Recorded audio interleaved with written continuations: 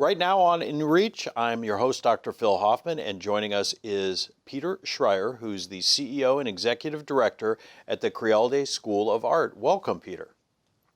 Good morning, Phil. Thank you so much for having me. Thank you for being here. So let's talk a little bit about Crealdé. If folks are not familiar with it, tell us a little bit about what you do and the history of the organization. I'm glad to. It's a 45-year-old organization. We were founded in 1975. We are a visual arts school, so we don't do everything, but we do everything in the visual arts. So we teach painting and photography and sculpture and ceramics to students of all ages and all backgrounds. We have college-educated students come to us. We have young people straight out of high school. So the teaching environment is a very interesting environment because the students come from many different backgrounds from a 7-county region, and they bring a lot of their interesting experiences to classes. Of course, we also do a lot of work with children as young as 4. We work with seniors, who are welcome in all of our classes. But we also understand there are populations with special needs, so we have special classes for them at senior homes and community centers that are offered typically for free to those participants. So one of the things that I always find interesting about what you all do is, you're dealing with folks from all walks of life and all backgrounds. It's one thing if you're a traditional arts school where people have to submit a portfolio and get entered that way. It's a little bit different at Crealdé, right? It is, and the way we're able to do that, we have such a wonderful faculty. We have over 40 professional artists that are on staff, plus we have visiting artists and exhibitors that come in, every month. And the courses have prerequisites that the potential students can look at. So there's beginner courses which have no prerequisites.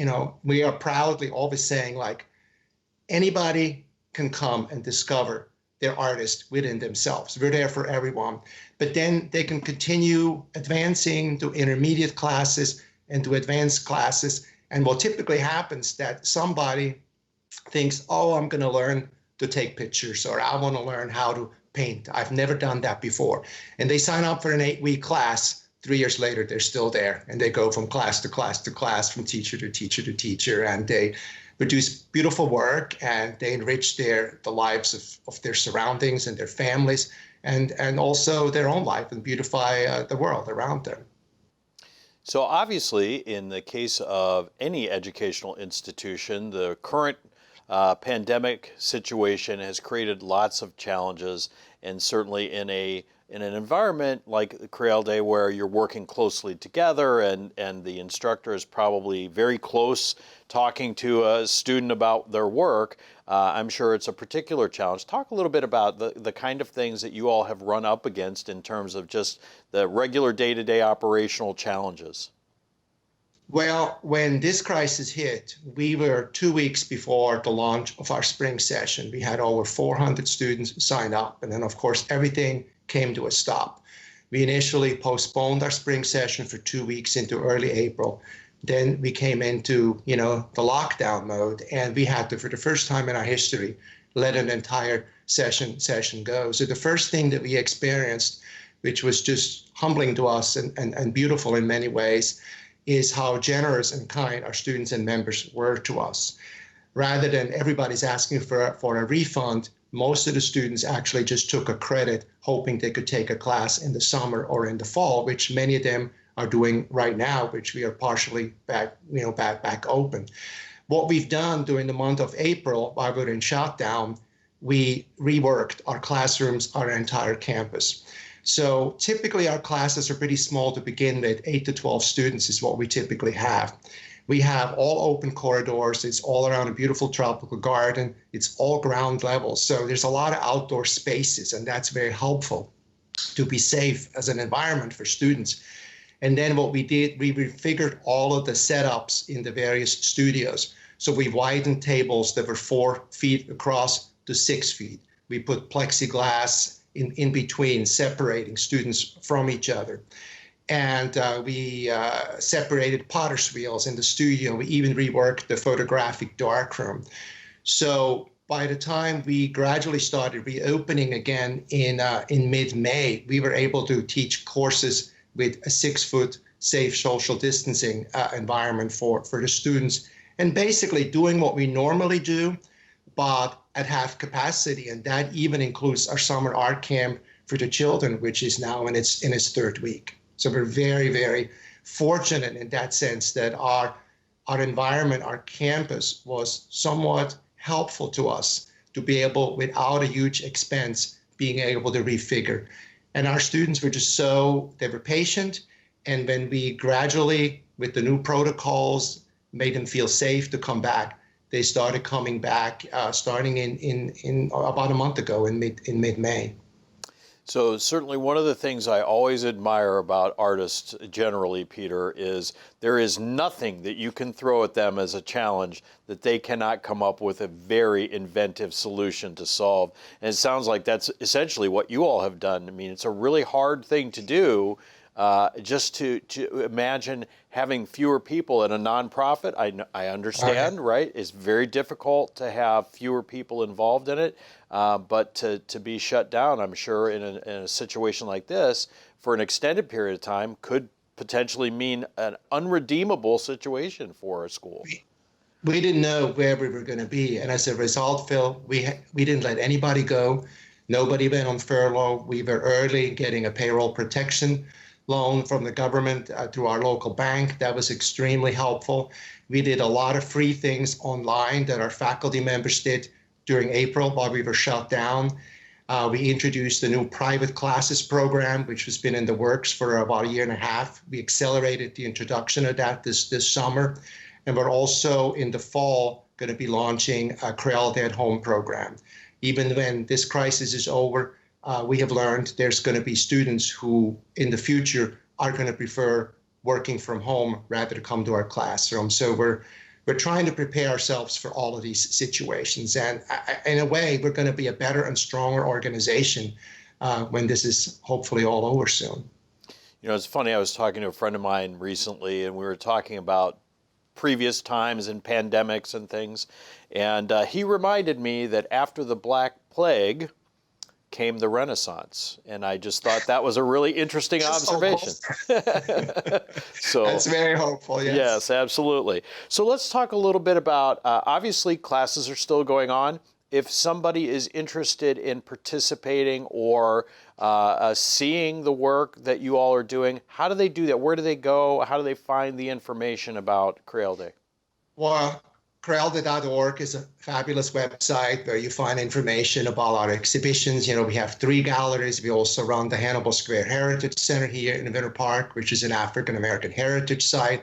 We have classes in the Winter Garden. So all that information is on our website. But I could tell you the very best thing to entice someone to come and become a Crealdé art student is to come see our juried student exhibition, which is opening this Friday. It's our first live opening, and we are going to do it all with social distancing, only 15 people for a limited time in our gallery at a time.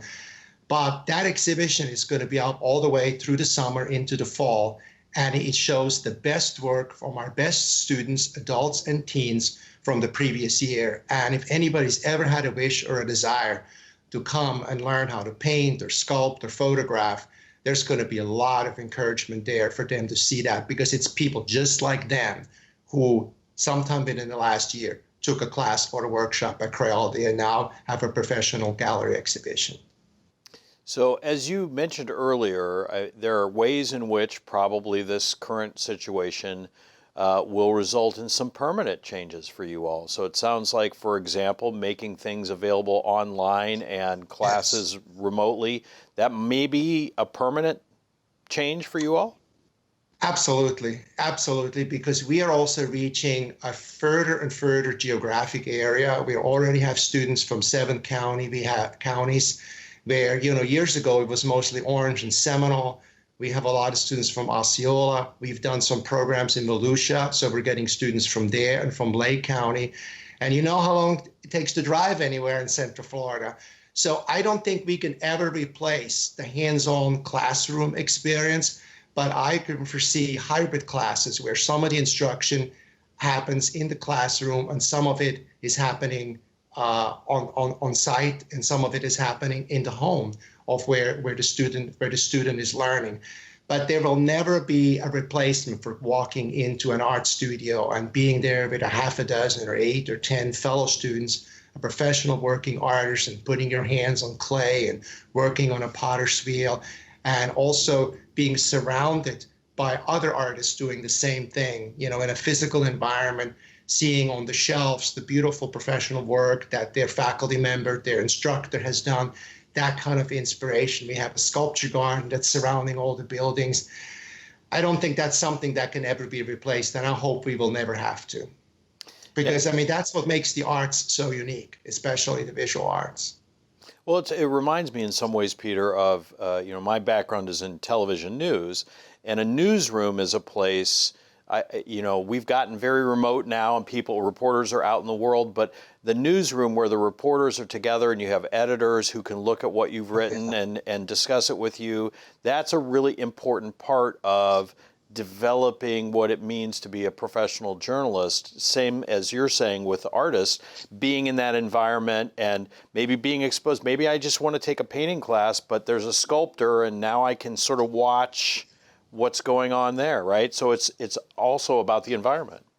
It's so inspiring, and this is what our students have told us for years, that it's truly a life-changing experience, and as so much of our life and our society becomes more and more the same, the places we shop and our neighborhoods and the highways and so forth, coming into an art environment in a way is it's kind of stepping back in time, and the students tell us that all the time, that when they're in the studio, when they're working, everything else stops, and they take that experience home with them. And that's why we believe that the arts are such a powerful force. It makes us better people, and it makes us connect with each other better.